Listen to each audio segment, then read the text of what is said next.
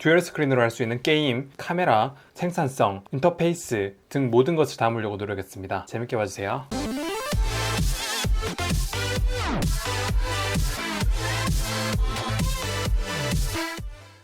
안녕하세요, 테크몽입니다. 삼성전자에서는 갤럭시 S10을 가지고 4G 모델, 5G 모델 이렇게 따로 내놨다면 LG전자 같은 경우에는 4G에는 G8, 5G에는 V50를 판매하고 있어요. 5월 8일부터 사전 예약을 시작해서 5월 10일부터 공식 이제 판매에 들어간다고 합니다. 뭐 스펙, 언박싱 이런 거 다 집어치우고요. 듀얼 스크린에 대해서만 집중적으로 분석해 보도록 하겠습니다. 자, 그럼 지금부터 시작할게요. 일단 이 듀얼 스크린의 가격은 21만 9천 원입니다. 스마트폰 액세서리라고 하기에는 가격이 좀 비싼 편이긴 한데요. 5월 10일부터 6월 30일 전에 이 V50를 구입한 사람들에게 한해서 이 듀얼 스크린을 무료로 제공해주고 있습니다. 사은품의 가격이 21만 9천 원이면 꽤 괜찮지 않나요? 여기 있는 이 테두리 부분의 마감을 보면 좀 딱딱한 플라스틱입니다. 고무에 가까운 TPU 재질이 아니라 그냥 여러분들이 잘 아시는 플라스틱 재질이라고 보시면 돼요. 스마트폰을 꽂았을 때 상단에 있는 이 부분하고 하단에 있는 부분, 이 카메라가 보이는 부분 전체는 완전히 오픈되어 있는 상태예요. 그래서 스마트폰을 전체를 보호하는 걸 좋아하시는 분들은 이런 케이스를 봤을 때 조금 불편해하실 수도 있어요. 저도 스마트폰을 잘 떨어뜨리기 때문에 상단과 하단이 완전히 보호된 타입을 좋아하거든요. 이 케이스 자체 무게만 135g이에요. 그래서 요즘 가벼운 스마트폰이 한 150g 이렇게 나오는데 135g이라고 하면 스마트폰보다 조금 가벼운 수준이거든요. 얘하고 V50까지 무게를 합치면 무게가 좀 무거운 편이긴 합니다. 기본적으로 여기 보호 필름 하나가 붙어 있어요. 볼륨 버튼하고 구울 어시스턴트 키는 이렇게 별도의 버튼이 이렇게 나와 있어요. 근데 반대쪽에 보면 여기 잠금 버튼은 오픈되어 있는 상태예요. 이렇게 전면을 보면 밑에 LG 듀얼 스크린이라고 표기가 되어 있고 여기 있는 화면은 그냥 검은색으로 된 것 같은데 마치 이렇게 어두운 거울로 쓸 수 있도록 약간 유광 처리가 되어 있어요. 여러분들 피부에 있는 모공까지 볼 수는 없겠지만 적어도 내 헤어스타일이 망가졌나 이런 거 정도는 확인할 수 있는 정도는 되는 것 같아요. 이 듀얼 스크린에 전원을 공급하려면 스마트폰에 있는 배터리를 여기 있는 듀얼 스크린으로 보내는 거예요. 여기 스마트폰 뒤에 보면 포고핀 단자가 3개가 있는데 여기 듀얼 스크린의 단자하고 연결이 되면서 전력을 여기로 보내는 거고요. 이 케이스에 스마트폰을 넣을 때 꽤 뻑뻑하게 들어가요. 탁 하고 소리가 나가지고 이제 고정이 되는 걸 볼 수 있는데 배터리 같은 경우에는 유선으로 연결되는데 화면을 이동하는 방식은 유선이 아니라 무선으로 연결돼요. 이게 지연율이나 반응 속도가 느릴까봐 걱정하기도 했는데 육안으로 인식될 정도 수준은 아니었고요. 만약에 뭐 리듬 게임이나 타이밍이 정말 중요한 어플이나 이런 걸 사용하다 보면 그런 걸 느끼실 수도 있을 것 같아요. 여기 케이스를 씌운 상태에서 무선 충전이나 NFC도 정상적으로 작동하고요. 여기 사용되는 힌지 각도는 그냥 닫혀있는 상태도 있고 이렇게 젖히면은 104도, 이렇게 펼치면 180도, 이렇게 뒤집으면 360도까지 사용이 가능해요. 근데 좀 얘가 재밌는 점은 이렇게 세워서 사용하게 될 경우에 스탠드처럼 사용할 수 있는데 이럴 경우에는 조금 각도를 조금 더 다양하게 스탠드처럼 사용할 수가 있어요. 딱 붙어버리면 뒤쪽에는 화면이 꺼지고요.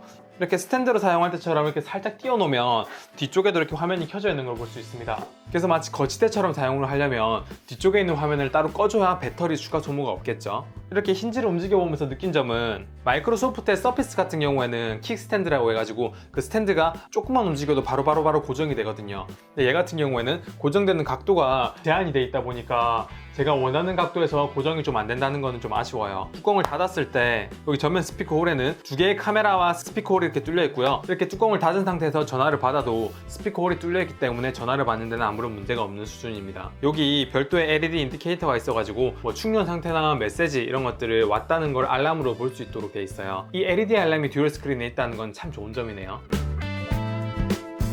여기 이렇게 화면을 자세히 보면 듀얼 스크린 같은 경우에는 원래 스마트폰보다 화면이 조금 작은 편이에요. 이 듀얼 스크린의 크기는 6.2인치로 이 V50 같은 경우에는 6.4인치로 인치가 조금 더 작고요. 그리고 얘 해상도는 2160에 1080에 OLED고 18:9 비율이에요. 이 V50 같은 경우에는 3120에 1440, 19.5:9 비율이거든요. 그래서 비율도 조금 다르고 해상도도 좀 달라서 자세히 안 보면 안 느껴질 수 있지만 실제로 화면 해상도나 화면 선명도는 본체가 훨씬 더 좋은 편입니다.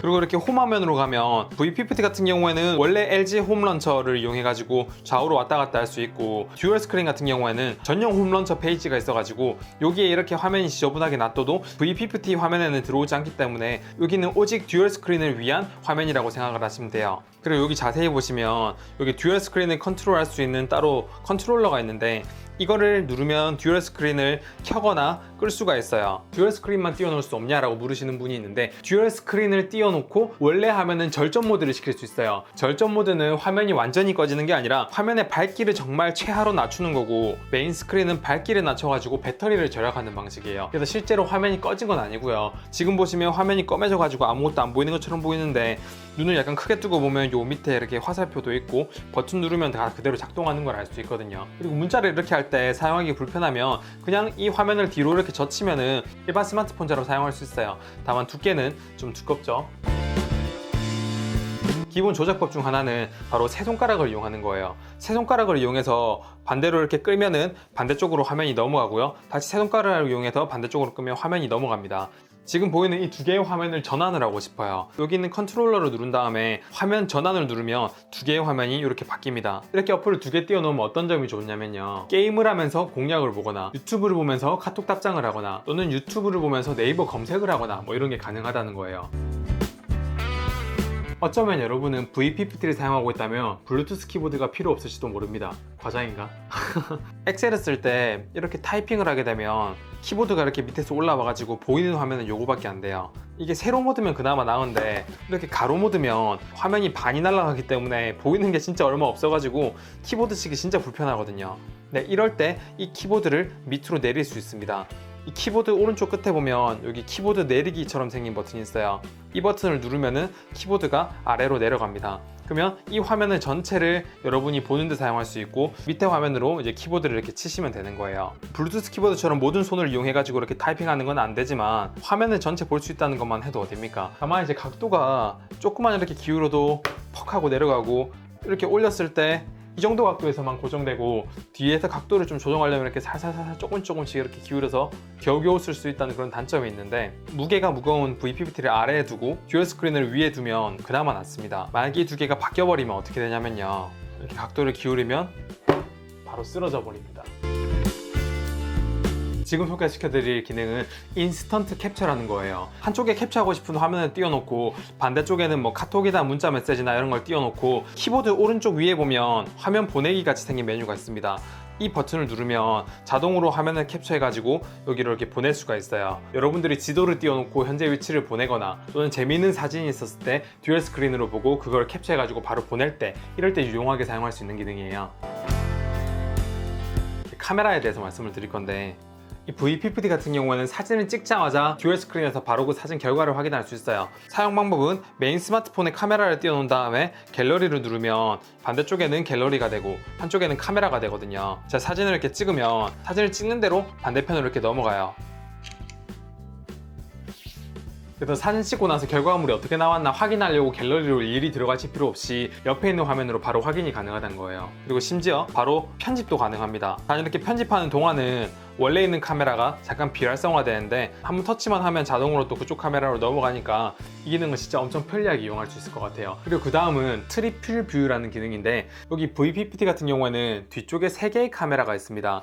이 3개의 카메라 화각을 동시에 볼 수 있는 기능이에요. 이 후면 카메라 모드에서 오른쪽에 있는 이 화각 버튼을 길게 누르면 반대쪽에는 이게 트리플 뷰로 볼 수 있어요. 지금 3개의 모드로 줌, 일반, 광각 모드로 이렇게 보는 거고, 원하는 걸 선택하면 오른쪽에 있는 메인 화면이 변합니다. 화각별로 시야가 어떻게 되는지 확인하고 싶으면 이 트리플 프리뷰 모드를 이용하시면 돼요. 그리고 이제 반사판 모드가 있는데요, 스마트폰 카메라를 이용하시면 후면에는 이렇게 플래시가 있는데 셀카를 찍을 때는 그 플래시가 없어서 아쉬웠던 적 없으신가요? 예를 들면 밤 9시나 10시에 남산타워에 놀러 갔어요. 야경이 좋다 해서 놀러 갔는데 셀카를 찍으려고 하니까 너무 어두워서 셀카가 잘 안 나와요. 셀카 플래시가 있었으면 좋겠다라는 생각을 하셨을 거예요. 뭐 셀카 안 좋아하시는 분들은 잘 모르실 거예요. 전 잘 모르겠어요. 셀카 모드에서 오른쪽 위에 보면 플래시가 있습니다. 이 플래시를 2번 누르면 왼쪽에 이렇게 반사판이 나오고요. 반사판은 화이트 밸런스를 수정할 수도 있고 위에서 내려가지고 밝기를 수정할 수도 있어요. 어두운 곳에서 흰색으로 이렇게 빛을 쏴주면 성공적인 셀카를 찍을 수 있겠죠. 이거 정말 어두운 곳에서 셀카 찍을 때 꿀 기능일걸요?